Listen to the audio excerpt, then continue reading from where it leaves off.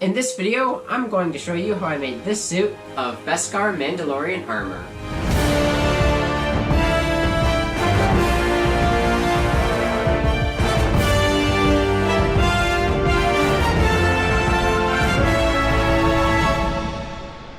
Alright, and to show you just how this suit of armor came about, I'll have to take you back to the very beginning of this project.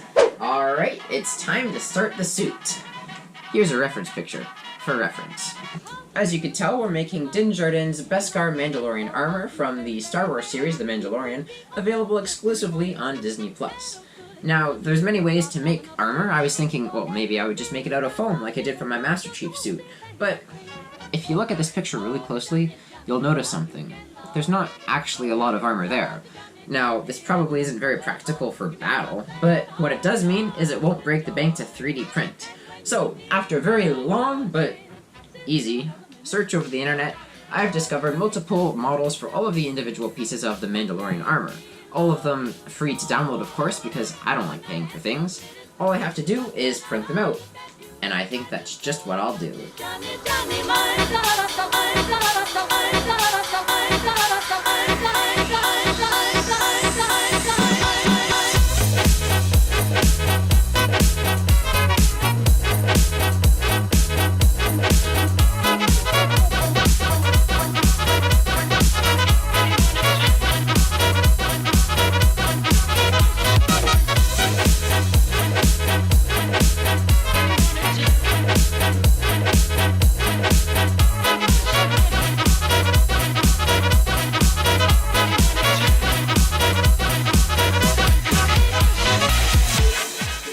Alrighty, so now I have most of the larger pieces printed out. Now I used a larger layer size so the pieces would print faster, but this also means they're really rough and I'm going to have to do a lot more post-processing.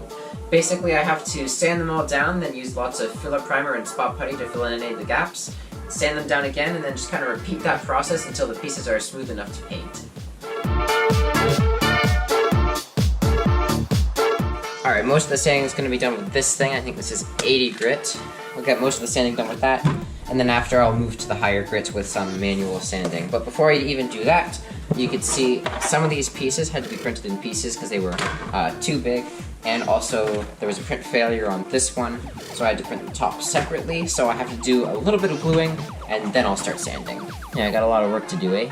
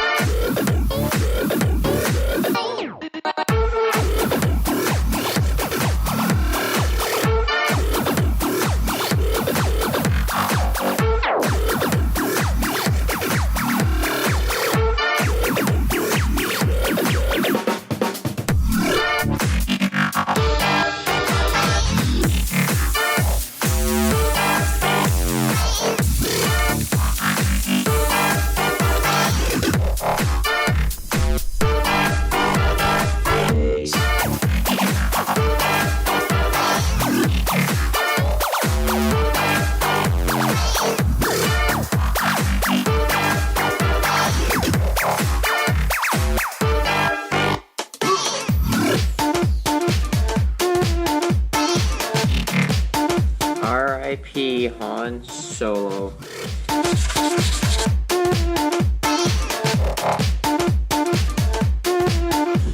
Alrighty, just ignore the sound of that printer for now. What I want to show you is all of these finished sanded pieces. There's actually a couple more that have been printing while I've been working on these ones that I haven't worked on yet, so I still have to do that. Basically though, all of these pieces are ready for paint, but I don't want to paint it quite yet because I'm going to have to figure out a way to attach all these to the flight suit that the Mandalorian wears underneath, and I don't want to be gluing and cutting and stuff and risk scratching all the paint. So I'm going to paint everything last, which means the next step I have to work on is the flight suit.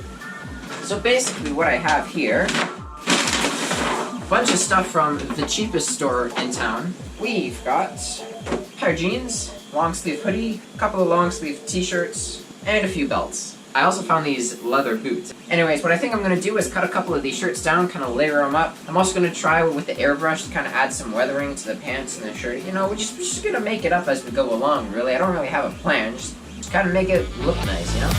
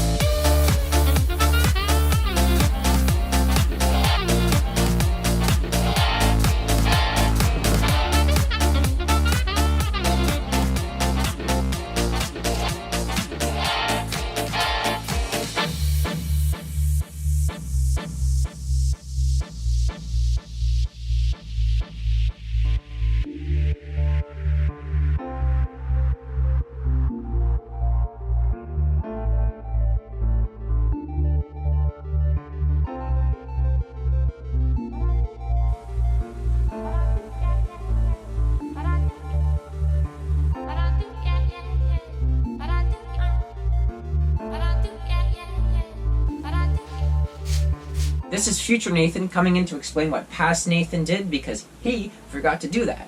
Basically, we got a long sleeve shirt and then I cut the sleeves off to kind of make it into a t-shirt. And then I got another long sleeve shirt and I cut the sleeves off of that and kind of tucked them underneath to kind of make it look like we got two layers going on here. And then I got this hoodie shirt thing, I cut off the sleeves, and then I cut off the hood, and then I cut off the bottom to kind of make like this vest, and then I slapped that on top of the rest of it over here to make 3 layers. So we got the long sleeves, the short sleeves, and then the vest as well. The jeans pretty much stayed the same other than some Velcro you'll see me add later. The reason I stopped you at such a random point in the video is because in order to figure out where some of the pieces were going to attach, I had to make the belt, bandolier, and some other foam pieces like the cummerbund. Most of these pieces are just going to be made out of foam. I either use 2mm or 4mm craft foam, and then I just glue it together with contact cement or E6000. So that's what you're going to see me do now.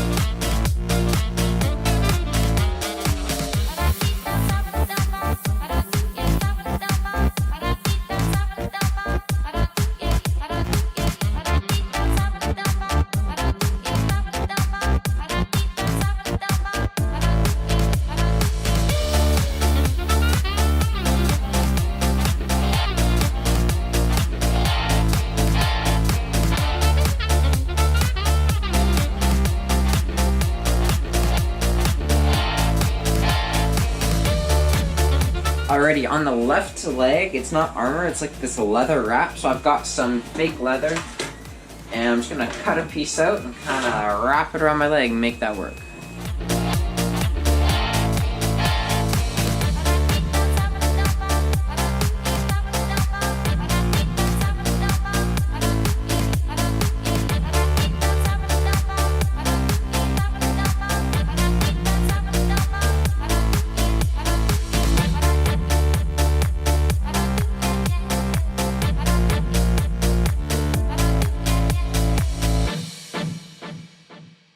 Alrighty, so now we're gonna start working on the cape. Alright, so basically my piece of boiled wool is 189 by 152 centimeters, or 6 feet by 5 feet for my American friends. My shoulder width is 47 centimeters, and you want to add about a foot to that for the cape, which brings us to 77 centimeters. And luckily, cut this right in half. It's about 75, 76 centimeters. I mean, we're a centimeter off, that's fine. But I kind of want to get 2 pieces out of this.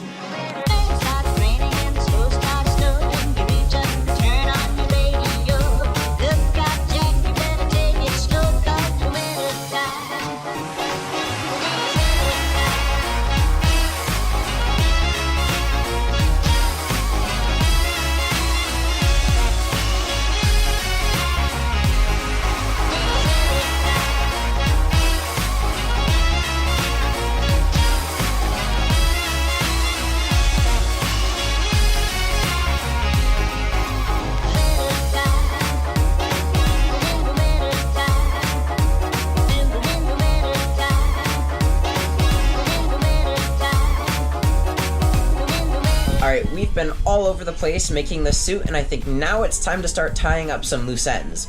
Remember those pieces from the beginning of the video, those extra ones? Well, now I'm going to sand those down and get them ready for paint.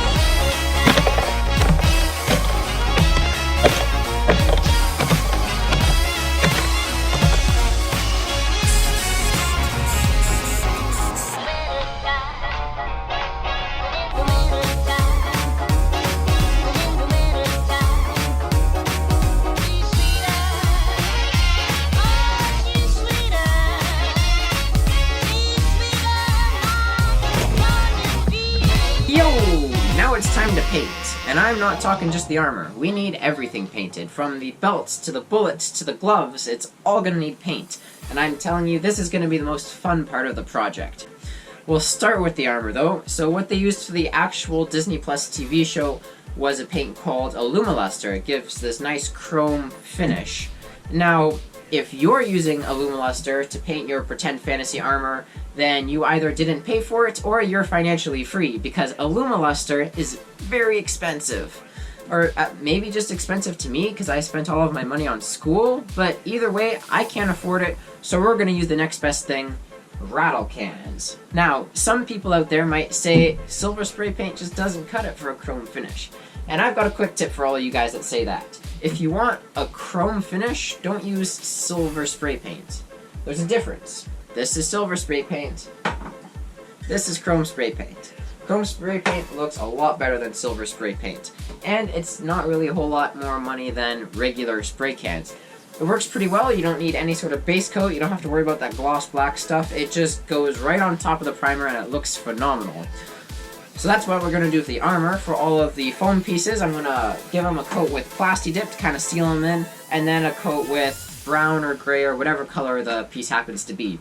On some pieces, I'm even going to have to get the painter's tape out and kind of mask off a section to paint that. But, I mean, that's basically how I'm going to do all the pieces.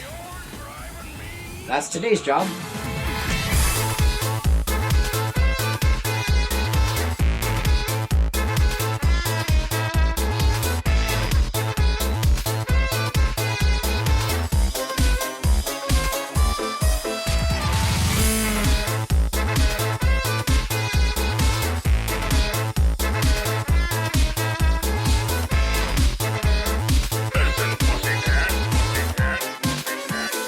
You're driving me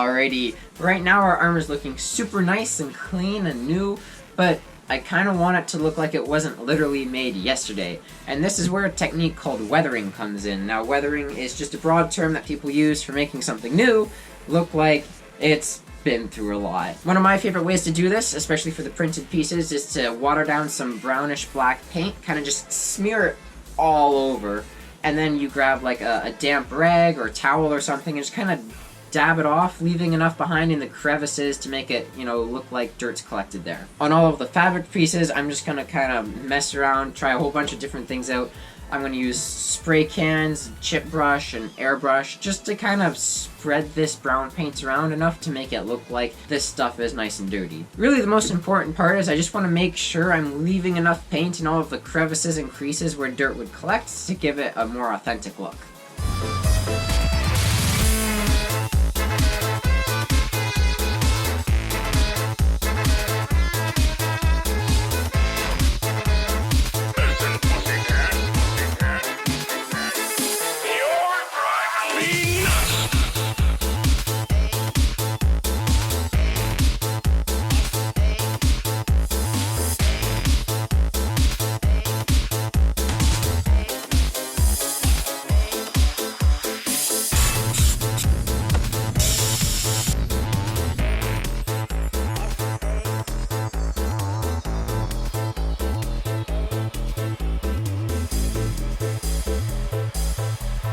Alright, so now that all of the armor is weathered, I have to move on to all of the soft stuff. So the cape, the bandolier, all of the flight suit, that all has to be weathered. And the first thing I'm going to do is the cape, we got to make it all torn up and look like it's been used in battle.